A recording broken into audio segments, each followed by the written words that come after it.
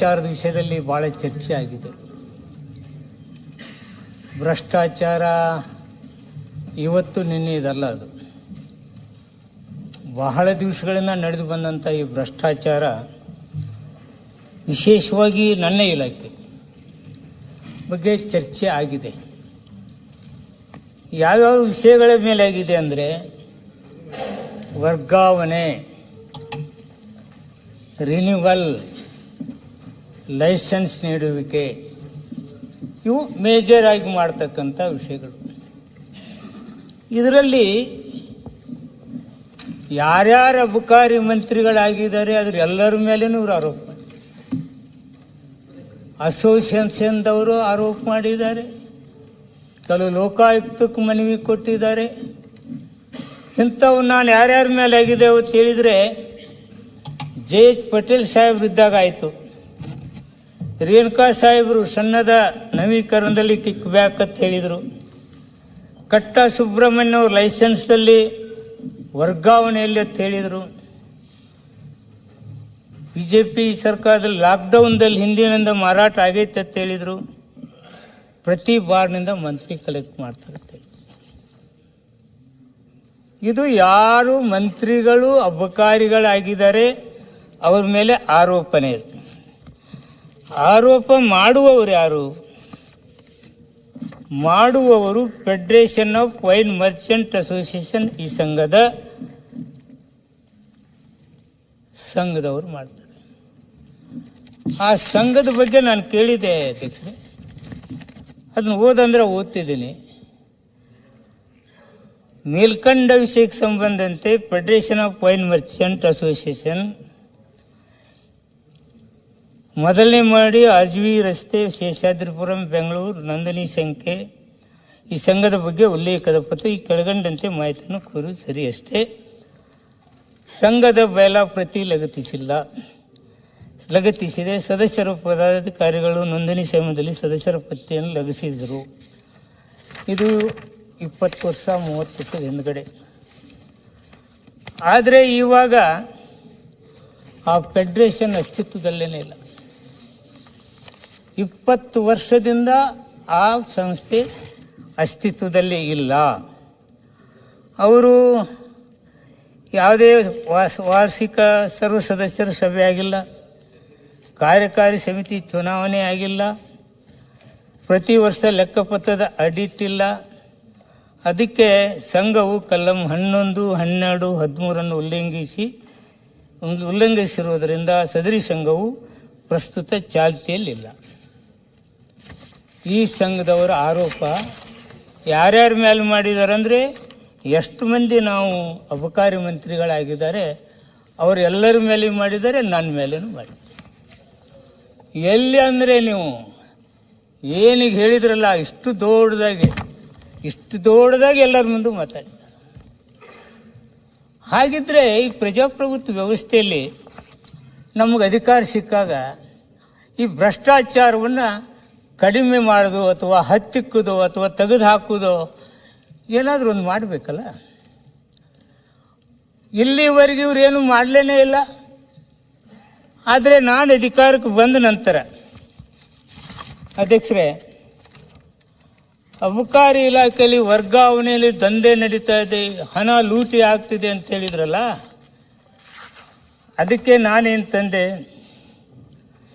ಸರಳೀಕರಣ ಮಾಡಿ ಕೌನ್ಸಿಲಿಂಗ್ ತಂದೆ. ನೋಡಿ ಎಲ್ಲಿ ದಂಧೆ ನಡೀತಾ ಇದೆ, ವರ್ಗಾವಣೆಯಲ್ಲಿ. ವರ್ಗಾವಣೆ ಕೌನ್ಸಿಲಿಂಗ್ ಯಾರ ರೀತಿಯಲ್ಲಿ ಹೋಗಂಗಿಲ್ಲ. ಅಬಕಾರಿ ಇಲಾಖೆಯಲ್ಲಿ ಇರ್ತಕ್ಕಂಥ ಗ್ರೂಪ್ ಶ್ರೀ 3793 ಹಾಗೂ ಅಬಕಾರಿ ಇಲಾಖೆಯಲ್ಲಿ 2954 ಇಷ್ಟರಲ್ಲಿ ನಾನು ವರ್ಗಾವಣೆ ಕೌನ್ಸಿಲಿಂಗ್ ಆಗಿದೆ.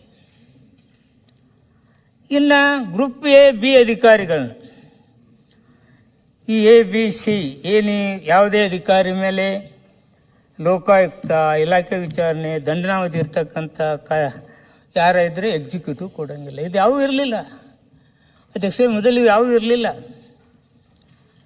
ಇದನ್ನು ನಾನು ಜಂಟಿ ಆಯುಕ್ತರು, ಉಪಾಯುಕ್ತರು, ಅಧೀಕ್ಷರು, ಉಪಾಧ್ಯಕ್ಷರು ಎಲ್ಲರಿಗೂ ನಾನು ಹಾಕೋದ್ರ ಜೊತೆಗೆ ಇವ್ರು ಯಾರು ಸ್ವಂತ ಜಿಲ್ಲೆಯಲ್ಲಿನೂ ಕೆಲಸ ಮಾಡಕ್ಕೆ ಬಿಟ್ಟಿಲ್ಲ. ಅದಕ್ಕೂ ಈ ಸಲ ನಾನು ಅವಕಾಶ ಕೊಟ್ಟಿಲ್ಲ.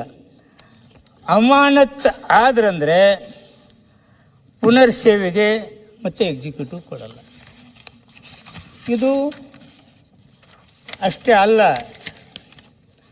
ಈ ಬೆಂಗಳೂರಿನಲ್ಲಿ ಇದ್ದಾರಲ್ಲ 5 ವರ್ಷ ಯಾರಾದರೂ ಕಂಟಿನ್ಯೂ ಇಲ್ಲಿದ್ದರೆ ಅವ್ರು ಇಲ್ಲಿ ಇನ್ನು ನೆಕ್ಸ್ಟ್ ಇಲ್ಲಿ ಇರಂಗಿಲ್ಲ, ಕಿತ್ತಾಕಿದ್ದು. ಎಷ್ಟೋ ವರ್ಷಗಳಿಂದ ಇದ್ದಾರೆ, 20 ವರ್ಷ 30 ವರ್ಷ ಅವರೇ ಬೀಡು ಬಿಟ್ಕೊಂಡು ಕೂತ್ಕೊಂಡಿದ್ರು. ಇವನ್ನೆಲ್ಲರನ್ನೂ ನಾವು ತೆಗೆದು ಹಾಕೋದ್ರ ಜೊತೆಗೆ 2 ಅವಧಿ ಏನಾದರೂ ಕಂಟಿನ್ಯೂ ಇದ್ರಂದರೆ ಅವರು ಮತ್ತೆ ನಾನು ಎಕ್ಸಿಕ್ಯೂಟಿವ್ ಕೊಡ್ತೇನೆ. ಈ ವರ್ಗಾವಣೆ ದಂಧೆಯಲ್ಲಿ ಏನು ಸಾಧ್ಯ ಇದೆ? ಯಾವ ಮಂತ್ರಿ ಜೊತೆ ಹೋಗ್ತಾರೆ ಇವರು ವರ್ಗಾವಣೆಗೆ? ವರ್ಗಾವಣೆಯಲ್ಲಿ ಯಾವ ದಂಧೆ ನಡೀತೆ? ನವೀಕರಣ ಅಧ್ಯಕ್ಷರೇ, ನವೀಕರಣ ಇದೆಲ್ಲರೂ ಮಂತ್ರಿಗಳ ಮೇಲೆ ಬಂದಿದೆ. ಅದು ನವೀಕರಣ 48 ಗಂಟೆಗಳಲ್ಲಿ 14,101 48 ಗಂಟೆಯಲ್ಲಿ ಆನ್ಲೈನ್ ಸನ್ನದು ನವೀಕರಣ ಮಾಡಿದೆ. ಸನ್ನದು ನವೀಕರಣದಲ್ಲಿ ಎಲ್ಲ ಮಂತ್ರಿಗಳ ಮೇಲೆ ಬಂದಿದೆ. ಸನ್ನದು ನವೀಕರಣದಲ್ಲಿ ಲಂಚ ನಾನಷ್ಟಕ್ಕೆ ಬಿಡಲಿಲ್ಲ ಅಧ್ಯಕ್ಷೆ. ಇದು ಪ್ರತಿ ವರ್ಷ ಆದರೆ ಅಂಗಡಿಗಾರರಿಗೆ ತೊಂದರೆ ಆಗ್ತಿದೆ ಅಂತೇಳಿ ನವೀಕರಣ 5 ವರ್ಷಕ್ಕೊಮ್ಮೆ, ಪ್ರತಿ ವರ್ಷ ಅಲ್ಲ 5 ವರ್ಷಕ್ಕೊಮ್ಮೆ ನವೀಕರಣ. ಇದು ಬದಲಾವಣೆ ಅಲ್ಲ. ಸಣ್ಣದು ಮಂಜೂರಾತಿ ಈ 7 CL7 ಕೊಡ್ತಿದ್ವಲ್ಲ ಅಧ್ಯಕ್ಷರೇ, 16 ಲಾಗಿನ್ಗಳಿಗೆ ಹೋಗ್ಬೇಕದು. ನೀವೆಲ್ಲರೂ ಇದ್ದಾಗ ಇಲ್ಲಿವರೆಗೆ 16 ಲಾಗಿನ್ಗಳಿಗೆ ಹೋಗಿ ಬರ್ಬೇಕು. ಅಲ್ಲಿ ದಿನಂಪ್ರತಿ ಒಬ್ಬೊಬ್ರು ಡಿಲೇ ಮಾಡ್ತಕ್ಕಂಥದ್ದು. ಅದನ್ನೆಲ್ಲ ತೆಗೆದು ಬರೀ 7 ಲಾಗಿನ್ಗಳನ್ನ ಇಟ್ಟೆ ನಾನು. ಎಷ್ಟು? 7 ಲಾಗಿನ್ಗಳು. ಅವ್ರು ಯಾರ್ಯಾರಂದರೆ 16ರಲ್ಲಿ ಅಬಕಾರಿ ನಿರೀಕ್ಷಕರು, ಉಪಾಧೀಕ್ಷಕರು, ಉಪ ಆಯುಕ್ತರು, ಜಿಲ್ಲಾಧಿಕಾರಿಗಳು, ಅಬಕಾರಿ ಆಯುಕ್ತರು, ವಿಷಯ ನಿರ್ವಾಹಕರು, ಕಚೇರಿ ಅಧೀಕ್ಷಕರು, ಅಬಕಾರಿ ಉಪಾಧೀಕ್ಷಕರು, ಉಪಕಾರಿ ಅಧೀಕ್ಷಕರು, ಉಪಕಾರಿ ಉಪ ಆಯುಕ್ತರು, ಹೀಗೆ 16 ಜನ. ನಾನು ಇದನ್ನು ಸರಳೀಕರಣ ಮಾಡಿದ್ದು ಅದಕ್ಕಾಗಿ ಭ್ರಷ್ಟಾಚಾರ ಕಡಿಮೆ ಆಗಬೇಕು. ಅಧಿಕಾರಿ ಲೆವೆಲ್ದಲ್ಲಿ ಇರುತ್ತೆ, ನಾನೆಲ್ಲ ತಿಳಿದಲ್ಲಿ. ಇನ್ನು ಯಾರು ಇವ್ರ ಅಧಿಕಾರದೊಳಗೂ ಇನ್ನೊಬ್ಬರ ಅಧಿಕಾರದಾಗ ಏನೂ ನಮ್ಮಲ್ಲಿ ಲಂಚಾವತಾರ ಅಧಿಕಾರಿಗಳು ಮಾಡಿಲ್ಲ ಅಂತ ನಾನು ಹೇಳಲಿಕ್ಕೆ ಹೋಗೋದಿಲ್ಲ. ಆದರೆ ಬದಲಾವಣೆ ತರಬೇಕಲ್ಲ. ಆನ್ಲೈನ್ ಸೇವೆಗಳು 41 ಆನ್ಲೈನ್ ಸೇವೆಗಳನ್ನ ಮಾಡಿದೆ. ಈ ಹರಾಜು ಯಾವ ಸನ್ನದ್ಧಗಳು ನವೀಕರಣ ಆಗಿಲ್ಲ ಅವುಗಳನ್ನ ಈ ಹರಾಜು ಮುಖಾಂತರ ನಾವು ನವೀಕರಣ ಮಾಡಬೇಕು. ಎದಕ್ಕೆ ಮಾಡಬೇಕು? ಅಲ್ಲಿ ಹಿಂದುಳಿದ ಜಾತಿ A, B, C ಇವ್ರಿಗೆ ಅವಕಾಶ ಸಿಗಬೇಕಲ್ಲ.